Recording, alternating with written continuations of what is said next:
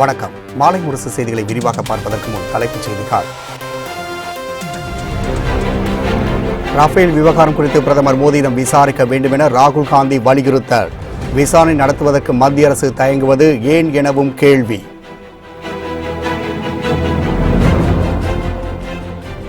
நாடாளுமன்ற தேர்தல் தேதி நாளை அறிவிக்க வாய்ப்புள்ளதாக தகவல். தமிழகத்தில் காலியாக உள்ள 21 சட்டசபை தொகுதிகளுக்கும் இடைத்தேர்தல் நடத்தவும் ஏற்பாடு.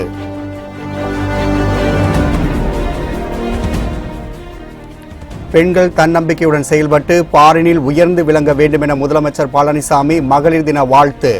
பல்வேறு முன்னோடி திட்டங்களை தமிழக அரசு செயல்படுத்தி வருவதாகவும் பெருமிதம்.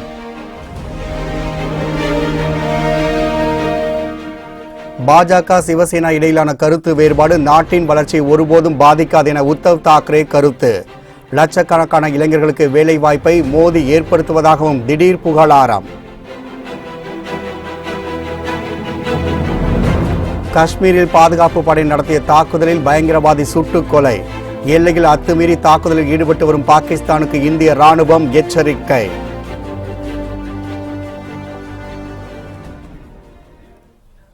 ரஃபேல் விவகாரம் தொடர்பாக பிரதமர் மோடியிடம் விசாரணை நடத்தப்பட வேண்டும் என காங்கிரஸ் தலைவர் ராகுல் காந்தி வலியுறுத்தியுள்ளார். ரஃபேல் ஆவணங்கள் திருடப்பட்ட விவகாரம் தொடர்பாக ஆலோசிப்பதற்காக மத்திய அமைச்சரவையின் அவசர கூட்டம் இன்று நடைபெறுகின்றது. இந்நிலையில் ரஃபேல் விவகாரம் தொடர்பாக காங்கிரஸ் தலைவர் ராகுல் காந்தி டெல்லியில் செய்தியாளர்களை சந்தித்து பேசினார். அப்போது பேசிய அவர், பிரதமரை காப்பாற்ற மத்திய அரசு முயற்சித்து வருவதாகவும் நாட்டில் வேலைவாய்ப்பின்மை அதிகரித்துள்ளதாகவும் குற்றம் சாட்டினார். ரஃபேல் ஒப்பந்தத்தில் பிரதமர் அனில் அம்பானிக்கு உதவி செய்துள்ளதை சுட்டிக்காட்டிய ராகுல் காந்தி, இந்த விவகாரத்தில் விசாரணை நடத்த மத்திய அரசு தயங்குவது ஏன் எனவும் கேள்வி எழுப்பினார். ரஃபேல் ஆவணங்கள் பிரதமரின் ஊழலை அம்பலமாக்கிவிடும் என்பதால் பிரதமரின் நேரடி கண்காணிப்பிலிருந்து பல ஆவணங்கள் மாயமாகி உள்ளதாக குறிப்பிட்ட ராகுல் காந்தி, ஆவணங்கள் மாயமானது தொடர்பாக விசாரணை நடத்துவதுடன் ஒப்பந்தத்தில் பிரதமர் அலுவலகம் தலையிட்டு பேச்சுவார்த்தை நடத்தியது குறித்தும் விசாரிக்க வேண்டும் என வலியுறுத்தினார்.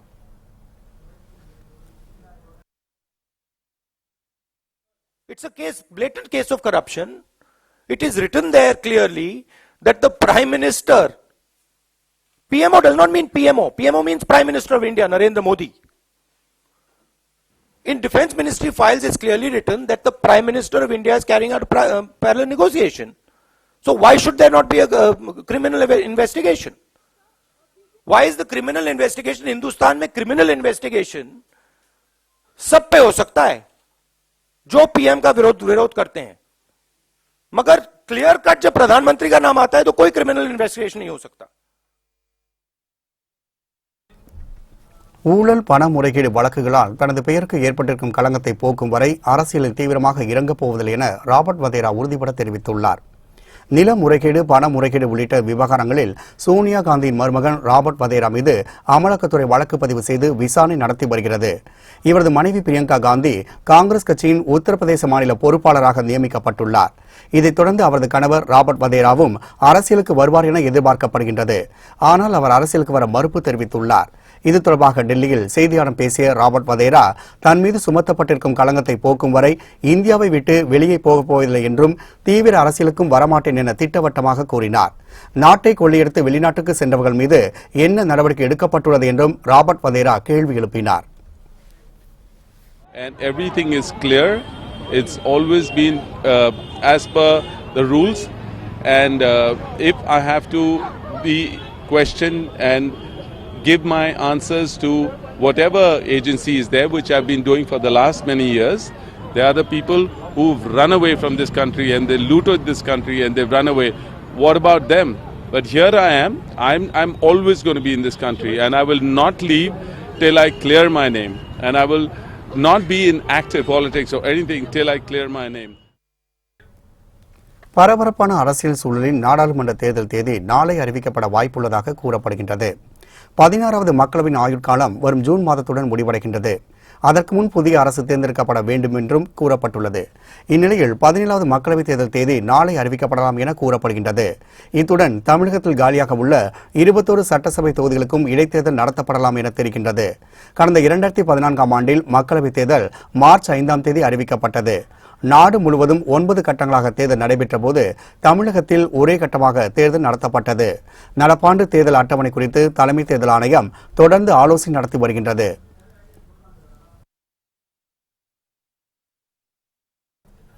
மாநில நலன்களை பூர்த்தி செய்ய காங்கிரஸ் கூட்டணியால் முடியாது என பிரதமர் மோடி தெரிவித்தார்.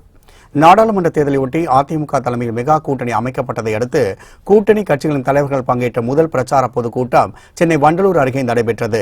இந்த கூட்டத்தில் பிரதமர் மோடி, முதலமைச்சர் பழனிசாமி, துணை முதலமைச்சர் ஓ பன்னீர்செல்வம், மத்திய அமைச்சர் பொன் ராதாகிருஷ்ணன், பாஜக மூத்த தலைவர் இல கணேசன், மக்களவை துணை சபாநாயகர் தம்பிதுரை, பாஜக மாநில தலைவர் தமிழிசை சவுந்தரராஜன், கூட்டணி கட்சி தலைவர்கள் ராமதாஸ், அன்புமணி ராமதாஸ், ஏசி சண்முகம், தனியரசு, ஜான் பாண்டியன், பெஸ்ட் ராமசாமி, ஜெகன்மூர்த்தி, கிருஷ்ணசாமி மற்றும் என்ஆர் காங்கிரஸ் தலைவர் ரங்கசாமி ஆகியோர் பங்கேற்றனர். மேலும் தமிழக அமைச்சர்கள், கூட்டணி கட்சிகளின் நிர்வாகிகள் மற்றும் தொண்டர்கள் உட்பட பலர் கலந்து கொண்டனர். கூட்டத்தில் பேசிய பிரதமர் மோடி, தமிழகத்தின் முன்னேற்றத்திற்காக மத்திய அரசு தொடர்ந்து பாடுபட்டு வருவதாக கூறினார். தமிழகத்தில் ஜெயலலிதாவின் கனவை நனவாக்கும் நடவடிக்கைகளை மத்திய அரசு மேற்கொண்டு வருவதாக கூறிய அவர், காங்கிரஸ் கூட்டணியால் மாநில நலன்களை பூர்த்தி செய்ய முடியாது என்று தெரிவித்தார். அதிகாரத்தை கைப்பற்றுவதும் குடும்ப நலனுக்காக மட்டுமே காங்கிரஸ் கூட்டணி செயல்படும் என்றும் பிரதமர் மோடி விமர்சித்தார். The central government is making continuous efforts towards the development of Tamil Nadu that Amma Jayalalitha ji dreamed of. Sadly, Congress and their allies can never fulfill regional aspirations because their decisions are guided by the culture of command and family first. இந்த கூட்டத்தில் பேசிய முதலமைச்சர் எடப்பாடி பழனிசாமி, நாட்டில் விலைவாசி உயராமல் ஏழை எளிய மக்கள் பாதுகாக்கப்பட்டு வருவதாக கூறினார். மத்திய மாநில அரசுகள் சிறப்பாக கவனமாக ஆட்சி நடத்தி வருவதால் விலைவாசி உயராமல் ஏழை மக்கள் பாதுகாக்கப்பட்டுள்ளதாகவும் அவர் தெரிவித்தார். கடந்த 5 ஆண்டு காலத்திலே விலைவாசி உயராமல் பார்த்துக் கொண்டார் நம் பாரத பிரதமர் அவர்கள். இன்றைக்கு தமிழகத்திலும் சரி, மத்தியிலும் சரி சிறப்பான ஆட்சி நடந்த காரணத்தினாலே ஏழை எளிய ஒடுக்கப்பட்ட நசுக்கப்பட்ட மக்கள் அத்தனை பேரும் பாதிக்கப்படாத அளவிற்கு விலை உயராமல் பாதுகாக்கப்பட்ட பிரதமர் நம்முடைய பாரத பிரதமர் நரேந்திர மோடிஜி அவர்கள். விலைவாசி என்பது மிக முக்கியமானது. ஏழை எளிய மக்கள், அடித்தட்டத்தில் இருக்கின்ற மக்கள் எந்த விதத்திலும் பாதிக்கக்கூடாது என்பதற்காக மத்திய அரசு, மாநில அரசு கவனமோடு செயல்பட்ட காரணத்தினாலே விலைவாசி உயராமல் பாதுகாக்கப்பட்டது என்பதையும் இந்த நேரத்தில் சுட்டிக்காட்ட விளைகின்றேன். முன்னதாக பேசிய துணை முதலமைச்சர் ஓ பன்னீர்செல்வம், அதிமுக அமைத்துள்ள மெகா கூட்டணியால் எதிரிகளின் அடிவயிறு கலங்கிவிட்டதாகவும் துரோகிகளுக்கு நடுக்கம் ஏற்பட்டுள்ளதாகவும் கூறினார். மத்தியில் காங்கிரஸ் திமுக கூட்டணி ஆட்சியில் தமிழக மக்கள் நலனுக்காக செய்தது என்ன என்றும் அவர் கேள்வி எழுப்பினார். இந்த எழுச்சிமிகு கூட்டத்தை பார்த்து எதிர்க்கட்சிகளுக்கு அடிவயிறு கலங்கியிருக்கும், துரோகிகளுக்கு நடுக்கம் கண்டிருக்கும், சந்தர்ப்பவாத கூட்டணி அமைத்திருக்கும் சுயநலவாதிகளுக்கோ சப்த நாடியும் ஒடுங்கி போயிருக்கும். 10 ஆண்டு காலம் மத்திய காங்கிரஸ் கூட்டணி ஆட்சியில திமுக அங்கம் வகித்தது. அதனால் அவர்கள் குடும்பம் மட்டும்தான் பலனடைந்தது. தமிழ்நாடு பலனடைந்ததா? தமிழர்கள் பலனடைந்தார்களா? இதற்கு பதில் கூற வழி இல்லாதவர்கள் எல்லாம் வாய்கூசாமல் பேசிக் கொண்டிருக்கிறார்கள். ஓபிஎஸ் பேசுவதற்கு முன்பாக உரையாற்றிய பாமக நிறுவனர் மருத்துவர் ராமதாஸ், பேரறிவாளன் உள்ளிட்ட 7 பேரை விடுவிக்க வேண்டும் என்றும் தமிழ் உட்பட 22 தேசிய மொழிகளை அலுவல் மொழியாக அறிவிக்க வேண்டும் எனவும் வலியுறுத்தினார். மேலும் காவிரி பாசன பகுதிகளை பாதுகாக்கப்பட்ட மண்டலமாக அறிவிக்க வேண்டும் என அவர் கோரிக்கை விடுத்தார். இதற்கு மத்திய மாநில அரசுகள் நடவடிக்கை எடுக்க வேண்டும் என்றும் ராமதாஸ் வேண்டுகோள் விடுத்தார். 10 அம்ச கோரிக்கையில் முதலாவதாக 7 தமிழர்களை விடுதலை செய்ய வேண்டும் என்ற அந்த கோரிக்கை, தமிழ் உட்பட 22 தேசிய மொழிகளை ஆட்சி மொழியாக, அலுவல் மொழியாக ஆக்குங்கள் என்று இந்த நேரத்தில் கோரிக்கை வைத்திருக்கின்றோம். காவிரி பாசன மாவட்டங்களை பாதுகாக்கப்பட்ட மண்டலமாக அதை அமைக்க வேண்டும். அதற்கு மத்திய அரசும் மாநில அரசும் துணை நிற்க வேண்டும் என்று இந்த நேரத்தில் கேட்டுக்கொள்கின்றேன். பாரினில் பெண்கள் உயர்ந்து விளங்கிட வேண்டும் என மகளிர் தின வாழ்த்துச் செய்தியில் முதலமைச்சர் பழனிசாமி தெரிவித்துள்ளார். இது தொடர்பாக அவர் வெளியிட்டுள்ள வாழ்த்துச் செய்தியில், பெண்களின் சிறப்புகளையும் உரிமைகளையும் பறைசாற்றும் வகையில் மார்ச் 8ஆம் தேதி சர்வதேச மகளிர் தினம் கொண்டாடப்படுகிறது என்று கூறியுள்ளார். பெண்களுக்காக பல முன்னோடி திட்டங்களை ஜெயலலிதா வழியில் தமிழக அரசு செயல்படுத்தி வருவதாகவும் இந்தியாவிற்கே முன்னோடியாக பெண்களுக்கு எதிரான குற்றங்களை களைந்திட 13 அம்ச திட்டங்களை அதிமுக அரசு கொண்டு வந்துள்ளதாகவும் முதலமைச்சர் பழனிசாமி சுட்டிக்காட்டியுள்ளார். மேலும் பணிபுரியும் இடங்களில் பெண்களுக்கு ஏற்படும் அசாதாரண நிலை குறித்து தெரிவிக்க அனைத்து மாவட்டங்களிலும் இணையதளம் மூலம் புகார் பெட்டி பிரத்யேகமாக ஏற்படுத்தப்பட்டுள்ளதாகவும் அவர் தெரிவித்துள்ளார். பெண் குழந்தைகளை காப்போம், பெண் குழந்தைகளுக்கு கற்பிப்போம் என்ற மத்திய அரசின் திட்டத்தினை சிறப்பாக செயல்படுத்தி வருவதாக கூறியுள்ள முதலமைச்சர் பெண்கள் தன்னம்பிக்கையுடனும் விடாமுயற்சியுடனும் செயல்பட்டு பாரினில் உயர்ந்து விளங்கிட வேண்டும் என்றும் மகளிர் தின வாழ்த்துச் செய்தியில் குறிப்பிட்டுள்ளார். பாஜக சிவசேனா இடையிலான கருத்து வேறுபாடு நாட்டின் வளர்ச்சி ஒருபோதும் பாதிக்காது என சிவசேனா தலைவர் உத்தவ் தாக்கரே கூறியுள்ளார். மராத்திய அரசு சார்பில் அடுத்த 5 ஆண்டுகளுக்கான புதிய தொழில் கொள்கையை முதலமைச்சர் தேவேந்திர பட்னவிஸ் வெளியிட்டார். மும்பையில் நடைபெற்ற இந்த நிகழ்ச்சியில் சிவசேனா தலைவர் உத்தவ் தாக்கரேவும் கலந்து கொண்டார். இந்த புதிய தொழிற்கொள்கை அடுத்த மாதம் 1ஆம் தேதி முதல் நடைமுறைக்கு வருகின்றது. 10 லட்சம் கோடி ரூபாய் முதலீட்டை இலக்காக வைத்து தொழில் கொள்கை தயாரிக்கப்பட்டுள்ளது. விழாவில் உரையாற்றிய உத்தவ் தாக்கரே உலகளாவிய தொழிலதிபர்கள் மராட்டியத்தை தங்களது வீடாக கருதி முதலீடுகளை தொடங்க விரும்புகின்றனர் என்று பெருமிதத்துடன் கூறினார். இளைஞர்கள் வேலைக்காக இடம்பெயராமல் சொந்த மண்ணிலேயே வேலைவாய்ப்பை ஏற்படுத்திக் கொடுக்கும் அரசுதான் வெற்றிகரமான அரசாகும் என்பதை சுட்டிக்காட்டினார். மேலும் பாஜக சிவசேனா உறவில் என்ன வேறுபாடுகள் இருந்தாலும் அது நாட்டின் வளர்ச்சியையும் மராட்டியத்தின் வளர்ச்சியும் ஒருபோதும் பாதிக்காது என திட்டவட்டமாக கூறிய உத்தவ் தாக்கரே கூட்டணியில் இருந்தாலும் மக்கள் பிரச்சனையில் பாஜக அரசுக்கு எதிராக முதலில் கேள்விகளை எழுப்பி வருவதாகவும் இதனால்தான் சரியான தீர்வுகள் கிடைப்பதாகவும் குறிப்பிட்டார். எல்லையில் பாகிஸ்தான் அத்துமீறினால் கடும் விளைவுகளை சந்திக்கும் வகையில் பதிலடி கொடுக்கப்படும் என இந்திய ராணுவம் எச்சரிக்கை விடுத்துள்ளது. புல்வாமா பயங்கரவாத தாக்குதலுக்கு பிறகு இந்தியா பாகிஸ்தான் இடையே போர் பதற்றம் நிலவி வருகின்றது. இரு நாடுகளுக்கும் இடையே அவ்வப்போது துப்பாக்கிச் சண்டை நடந்து வருகின்றது. நேற்று ஒரே நாளில் 3 முறை பாகிஸ்தான் ராணுவம் அத்துமீறி தாக்குதல் நடத்தியது. இந்தியா சார்பிலும் அதற்கு தக்க பதிலடி கொடுக்கப்பட்டது. இதற்கிடையே பயங்கரவாதிகளும் அவ்வப்போது பாதுகாப்பு படையினரை குறிவைத்து தாக்குதல் நடத்தி வருகின்றனர். இன்று காலை ஜம்மு காஷ்மீர் மாநிலம் ஹந்த்வாரா மாவட்டத்தில் பாதுகாப்பு படையினரை நோக்கி பயங்கரவாதிகள் துப்பாக்கிச்சூடு நடத்தினர். பாதுகாப்பு படை நடத்திய பதில் தாக்குதலில் பயங்கரவாதி ஒருவன் சுட்டுக் கொல்லப்பட்டார். காஷ்மீர் மாநிலத்தில் உள்ள எல்லை கட்டுப்பாட்டு பகுதியில் பாகிஸ்தான் ராணுவம் கடந்த சில தினங்களாக தொடர்ந்து அத்துமீறி தாக்குதல் நடத்தி வருகின்றது. பாகிஸ்தான் ராணுவத்தின் அத்துமீறிய செயலுக்கு இந்திய ராணுவமும் தக்க பதிலடி கொடுத்து வருகின்றது. இந்நிலையில் இந்திய ராணுவம் தரப்பில் வெளியிடப்பட்டுள்ள அறிக்கையில் மக்கள் வசிக்கும் பகுதியை குறிவைத்து பாகிஸ்தான் ராணுவம் தாக்கக்கூடாது என்று தெரிவித்துள்ளது. எல்லையில் பாகிஸ்தான் அத்துமீறினால் கடும் விளைவுகளை சந்திக்கும் வகையில் பதிலடி கொடுக்கப்படும் எனவும் பாகிஸ்தானுக்கு இந்திய ராணுவம் எச்சரிக்கை விடுத்துள்ளது. கேரள மாநிலம் வயநாடு அருகே நடந்த துப்பாக்கிச் சண்டையில் மாவோயிஸ்ட் தலைவர் சுட்டுக் கொல்லப்பட்டார். வயநாடை அடுத்திருக்கும் வைத்திரி பகுதியில் உள்ள ரிசார்ட்டில் இன்று அதிகாலை திடீரென புகுந்த மாவோயிஸ்ட் தீவிரவாதிகள் பணம் கேட்டு மிரட்டியதாக கூறப்படுகிறது. தகவல் அறிந்து ரிசார்ட் சென்ற கேரள அதிரடிப்படை மாவோயிஸ்டுடன் துப்பாக்கிச் சண்டை நடத்தியது. இந்த சண்டையில் மாவோயிஸ்ட் தலைவர் சுட்டுக் கொல்லப்பட்டார். இவர் தமிழகத்தை சேர்ந்தவர் என்று கூறப்படுகின்றது. மற்றொரு மாவோயிஸ்ட் காயத்துடன் தப்பி ஓடியுள்ளார்.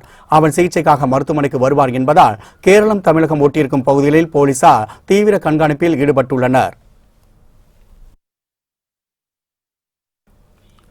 ஆம் ஆத்மி கட்சி எம்எல்ஏக்கள் 9 பேர் காங்கிரஸ் கட்சியில் இணைய உள்ளதாக தகவல் வெளியாகியுள்ளது. ஆம் ஆத்மி கட்சியின் தலைமை ஒருங்கிணைப்பாளரும் முதலமைச்சருமான அரவிந்த் கெஜ்ரிவால் டெல்லியில் ஆட்சி நடத்தி வருகிறார். இதனிடையே வருகிற மக்களவைத் தேர்தலில் காங்கிரசுடன் கூட்டணி அமைத்து தேர்தலை சந்திக்க ஆம் ஆத்மி முடிவு செய்துள்ளதாக தகவல்கள் வெளியாகின. இந்நிலையில் ஆம் ஆத்மி கட்சியின் 9 எம்எல்ஏக்கள் காங்கிரஸ் கட்சியில் இணைய தயாராக உள்ளதாக டெல்லி காங்கிரஸ் செய்தி தொடர்பாளர் ஜிதேந்திர கோச்சார் தெரிவித்துள்ளார். இது அரசியல் வட்டாரத்தில் பெரும் பரபரப்பையும் ஏற்படுத்தியுள்ளது. சமீபத்தில் ஆம் ஆத்மி கட்சியை சேர்ந்த எம்எல்ஏ சந்தீப் குமார் காங்கிரஸ் மூத்த தலைவர் ஷீலா தீட்சித்தை சந்தித்தார். இதையடுத்து அவரை கட்சியிலிருந்து கெஜ்ரிவால் சஸ்பெண்ட் செய்தது குறிப்பிடத்தக்கது. இந்திய விமானப்படை வீரர் அபிநந்தனின் வீரத்தை கௌரவிக்கும் வகையில் அவரை பற்றிய பாடம் பள்ளி பாடப்புத்தகத்தில் இடம்பெறும் என ராஜஸ்தான் அரசு தெரிவித்துள்ளது. புல்வாமா தாக்குதலுக்கு பதிலடி கொடுக்கும் வகையில் கடந்த பிப்ரவரி 26ஆம் தேதி பாகிஸ்தான் ஆக்கிரமிப்பு காஷ்மீர் பகுதியில் செயல்பட்டு வந்த பயங்கரவாதிகள் முகாம்கள் மீது இந்திய விமானப்படை அதிரடி தாக்குதல் நடத்தியது. பின்னர் நடைபெற்ற தாக்குதலில் பாகிஸ்தானுக்குள் இந்திய விமானம் ஒன்று விபத்து ஏற்பட்டது. அதில் சிக்கிய இந்திய விமானி அபிநந்தனை பாகிஸ்தான் ராணுவத்தினர் கைது செய்தனர். நல்லெண்ண அடிப்படையில் அபிநந்தன் விடுவிக்கப்படுவார் என அந்நாட்டு பிரதமர் இம்ரான்கான் அறிவித்திருந்தார். பின்னர் வாகா எல்லையில் இந்திய அதிகாரிடம் அவர் ஒப்படைக்கப்பட்டார். இந்த சம்பவத்திற்கு பின் அபிநந்தன் மிகவும் பிரபலம் அடைந்தார். இந்நிலையில் அபிநந்தனின் வாழ்க்கை வரலாறை ராஜஸ்தான் பள்ளிகளில் பாடமாக வெளியிடப்படும் என அம்மாநில அரசு அறிவித்துள்ளது. தமிழகத்தின் 13 மாவட்டங்களில் இன்று அனல் காற்று வீசும் என சென்னை வானிலை ஆய்வு மையம் எச்சரித்துள்ளது. கோடை காலம் தொடங்குவதற்கு முன்பே தமிழகம், புதுச்சேரியில் அண்மை காலமாக வெயிலின் தாக்கம் அதிகரித்துள்ளது. இதில் தருமபுரி, மதுரை, வேலூர், திருச்சி ஆகிய மாவட்டங்களில் வெயிலின் தாக்கம் நாளுக்கு நாள் அதிகரித்து வருகின்றது. நேற்று புதன்கிழமை தமிழகத்தில் 9 இடங்களில் வெயில் 100 டிகிரியை தாண்டியது. இதில் அதிகபட்சமாக வேலூரிலும் திருத்தணியிலும் 105 டிகிரி வரை வெயில் பதிவானது. இதுகுறித்து செய்தியாளர் பேசிய வானிலை ஆய்வு மைய அதிகாரிகள், தமிழகத்தில் சென்னை, காஞ்சிபுரம், திருவள்ளூர், வேலூர், தருமபுரி, நாமக்கல், சேலம், கரூர், திண்டுக்கல், திருச்சி, மதுரை, ஈரோடு, திருப்பூர் ஆகிய 13 மாவட்டங்களில் இன்று கடும் வெப்பத்துடன் அனல் காற்று வீச வாய்ப்புள்ளது என்றும், இந்த 13 மாவட்டங்களில் வழக்கத்தை விட வெப்பம் 3 முதல் 5 டிகிரி செல்சியஸ் வரை அதிகரித்து காணப்படும் என்றும் கூறினர். நாளை வெள்ளிக்கிழமை 2 முதல் 3 டிகிரி செல்சியஸ் வரை பகல் நேர வெப்பம் குறைய வாய்ப்புள்ளது என்றும், சென்னையில் 26 முதல் 35 டிகிரி செல்சியஸ் வரை வெப்பநிலை இருக்கும் என்றும் அதிகாரிகள் தெரிவித்தனர். ஏழைகளுக்கு 2000 ரூபாய் உதவித்தொகை வழங்கும் திட்டத்திற்கு தடை கோரிய வழக்கை சென்னை உயர்நீதிமன்றம் தள்ளுபடி செய்து தீர்ப்பு வழங்கியுள்ளது. வறுமை கோட்டுக்கு கீழ் வசிப்பவர்களை அடையாளம் காணும் வரை 2000 ரூபாய் சிறப்பு நிதி உதவி வழங்கும் திட்டத்தை அமல்படுத்த தடை விதிக்க கோரி விழுப்புரத்தை சேர்ந்த கருணாநிதி என்பவர் சென்னை உயர்நீதிமன்றத்தில் பொதுநல வழக்கு தொடர்ந்திருந்தார். இந்த வழக்கு நீதிபதிகள் மணிக்குமார், சுப்பிரமணியம் பிரசாத் ஆகியோர் அடங்கிய அமர்வு முன்னிலையில் விசாரணைக்கு வந்தது. அப்போது மனுதாரர் சார்பில் ஆஜரான மூத்த வக்கீல் பி. வில்சன் வாதிடும்போது, ஏழை மக்களுக்கு 2000 ரூபாய் நிதி உதவி வழங்குவதை எதிர்க்கவில்லை என்றும், இதற்காக அரசு மேற்கொள்ளும் நடைமுறையை மட்டுமே எதிர்ப்பதாகவும் தெரிவித்தார். மேலும் அரசு வெளியிட்டுள்ள அரசாணை முரணாக குழப்பும் வகையில் உள்ளதென வாதிட்டார். இந்நிலையில் வறுமை கோட்டுக்கு கீழ் வசிப்பவர்கள் மற்றும் ஏழைகள் பற்றிய விவரங்கள் அடங்கிய அரசாணை தமிழக அரசு தரப்பில் உயர்நீதிமன்றத்தில் தாக்கல் செய்யப்பட்டது. இருதரப்பு விசாரணை முடிந்த நிலையில் இன்று தீர்ப்பும் வழங்கப்பட்டுள்ளது. வழக்கை தள்ளுபடி செய்த சென்னை உயர்நீதிமன்றம் ஏழை தொழிலாளர்களுக்கு 2000 ரூபாய் சிறப்பு நிதி உதவி வழங்கும் திட்டத்திற்கு தடையில்லை என தீர்ப்பு அளித்துள்ளனர். இந்தியாவின் வளர்ச்சி குறித்து பிரதமர் மோடி பேசவில்லை என தமிழ்நாடு காங்கிரஸ் கமிட்டி தலைவர் KS அழகிரி குற்றம் சாட்டியுள்ளார். சென்னை விமான நிலையத்தில் செய்தியாளர்களிடம் பேசிய அவர், ஒரே நேரத்தில் இரு கட்சியிடம் கூட்டணி குறித்து பேச்சுவார்த்தை நடத்துவது அரசியல் ஆரோக்கியமற்ற செயல் எனவும் விளக்கம் அளித்துள்ளார். நேற்று அதிமுக தலைமையிலே நடைபெற்ற அந்த மோடியினுடைய கூட்டம் என்பது பொதுமக்களுடைய பார்வையிலே ஒரு தோல்விகரமான கூட்டமாக, சந்தர்ப்பவாதிகளுடைய கூட்டமாக, ஊழல் கட்சிகளுடைய கூட்டமாக, எந்த கொள்கையும் இல்லாதவர்களுடைய கூட்டமாக முடிந்திருக்கிறதே ஒழிய, அதில் எந்த விதமான இந்தியாவினுடைய வளர்ச்சி, தமிழகத்தினுடைய வளர்ச்சியை பற்றி அங்கே பேசிய தலைவர்கள் யாரும் பேசவில்லை. இரண்டு அணிகளிலும் பேசுவது என்பது அரசியல் ஆரோக்கியமற்ற ஒரு செயல். என்னுடைய கருத்து அதுதான். சரியோ தவறோ நம்முடைய கொள்கைக்கு ஒத்து வருகிற கட்சிகளோடு தான் நாம பேசணும். இடங்கள் 1-2 மேல கீழே போகலாம், அதை பேசி தீர்த்து கொள்ள வேண்டுமே ஒழிய, இரண்டு அணிகளோடு, இரண்டு துருவங்களோடு, இரண்டு கொள்கைகளோடு, இரண்டு தத்துவங்களோடு பேசுவது என்பது தவறு. முதல்ல தமிழ்நாட்டில் இருக்கிற சில அரசியல் கட்சிகள் அந்த முடிவுக்கு வரணும். ஊழல் குறித்து பேச மு.க. ஸ்டாலினுக்கு எந்த தார்மீக உரிமையும் இல்லை என பாஜக மாநில தலைவர் தமிழிசை சவுந்தரராஜன் தெரிவித்துள்ளார். சென்னை விமான நிலையத்தில் செய்தியாளர்களை சந்தித்து பேசிய அவர், பிரதமரின் வருகை மிகப்பெரிய உற்சாகத்தை அளித்திருப்பதாகவும் குறிப்பிட்டார். இன்றைய காலகட்டத்தில் மரியாதைக்குரிய பாரத பிரதமர் அவர்களின் வருகை மிகப்பெரிய உற்சாகத்தை அளித்திருக்கிறது. நிச்சயமாக தமிழகத்தில் ஒரு வலுவான கூட்டணி அமைந்திருக்கிறது என்பதை நேற்றைய மேடையே உணர்த்தி இருக்கும். ஆனால் விருதுநகர்ல பேசிய ஸ்டாலின் அவர்கள் பல தவறான கருத்துக்களை பதிய வைத்திருக்கிறார்கள், பல பொய்யான கருத்துக்களை பதிய வைத்திருக்கிறார்கள்.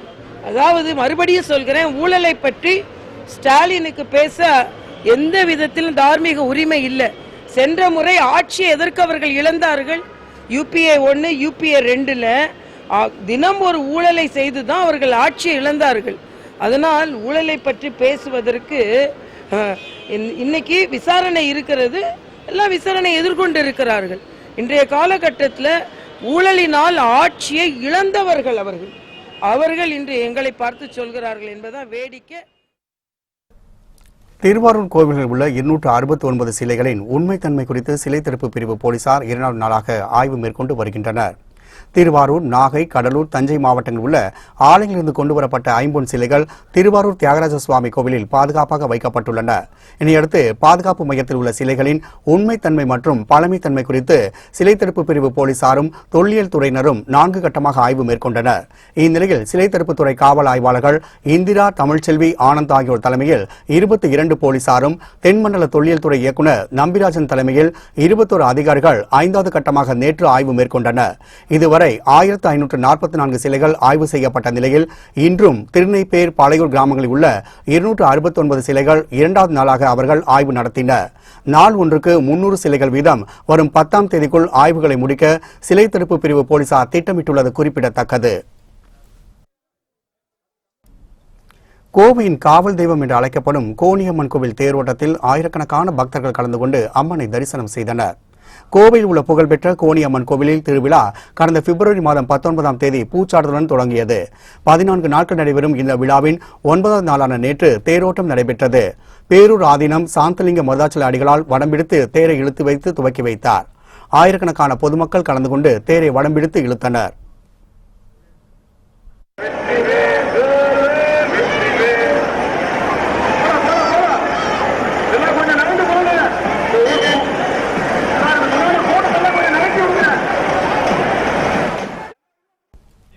பல்வேறு வீதிகளில் வந்த தேர் மீண்டும் நிலைக்கு வந்தது. இதனைத் தொடர்ந்து இன்று தெற்ப உற்சவமும் அதனைத் தொடர்ந்து கொடியிறக்கம் நடைபெற்று 11ஆம் தேதி திருவிழா நிறைவடைகின்றது.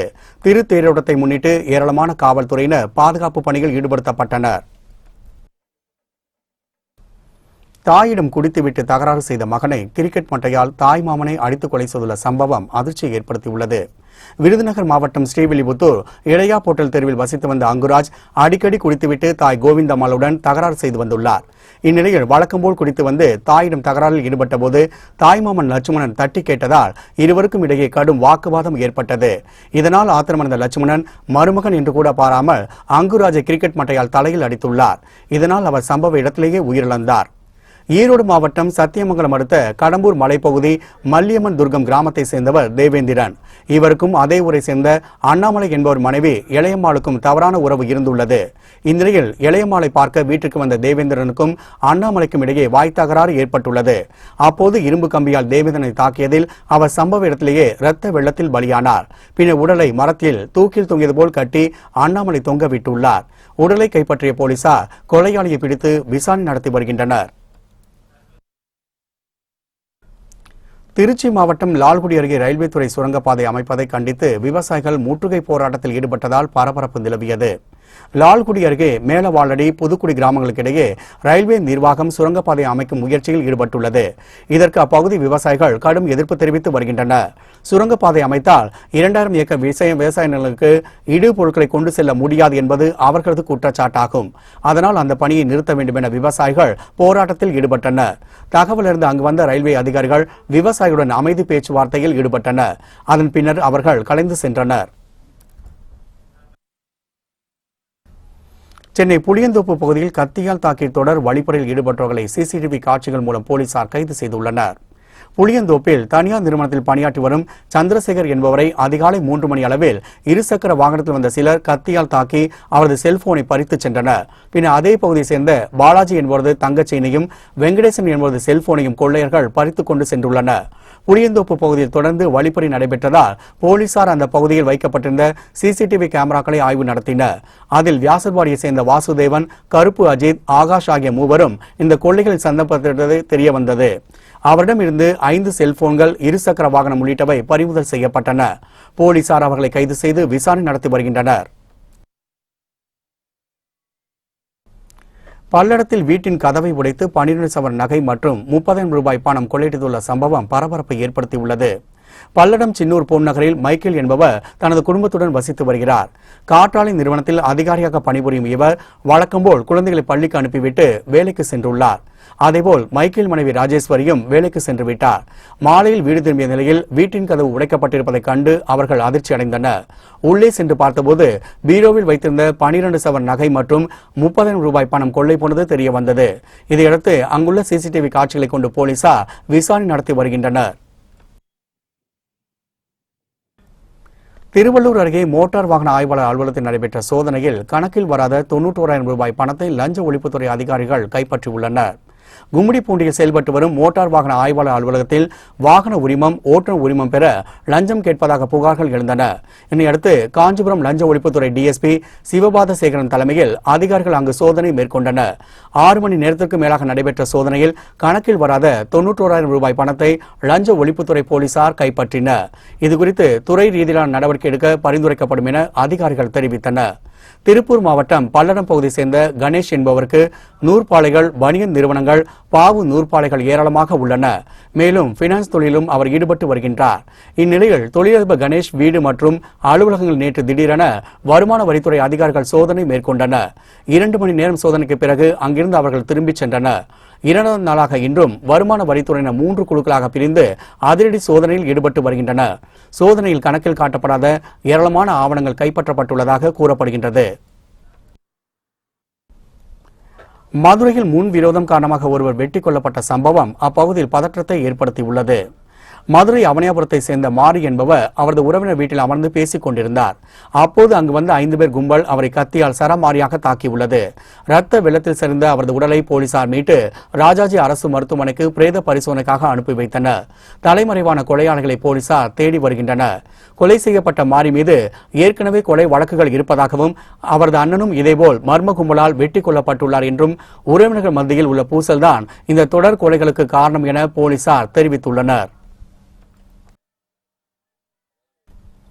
நெல்லை மாவட்டம் அம்பாசமுத்திரம் அருகே அருவிக்கு குளிக்க சென்ற நபர் பாறையில் வழுக்கி விழுந்து உயிரிழந்த சம்பவம் சோகத்தை ஏற்படுத்தியுள்ளது. அம்பாசமுத்திரம் மேற்கு தொடர்ச்சி மலையில் உள்ள பாபநாசம் அகஸ்தியர் அருவிக்கு மேல் கல்யாண தீர்த்தம் எனும் தடாகம் அமைந்துள்ளது. இங்கு ஆண்டு முழுவதும் ஆயிரக்கணக்கான சுற்றுலா பயணிகள் வந்து செல்கின்றனர். பாண்டிச்சேரியை சேர்ந்த பிரவீன்குமார் என்பவர் தனது நண்பருடன் நேற்று மாலை அகஸ்தியர் அருவிக்கு குளிக்க சென்றார். அங்குள்ள தடாகம் என்ற இடத்தில் குளித்துக் கொண்டிருந்த போது அவர் திடீரென கால் வழுக்கி பாறையில் விழுந்து உயிரிழந்தார். தகவல் அறிந்து வந்த போலீசார் பிரவீன்குமார் உடலை மீட்டு மருத்துவ பரிசோதனைக்கு அனுப்பி வைத்தனர். இந்த சம்பவம் குறித்து போலீசார் வழக்கு பதிவு செய்து விசாரணை நடத்தி வருகின்றனர்.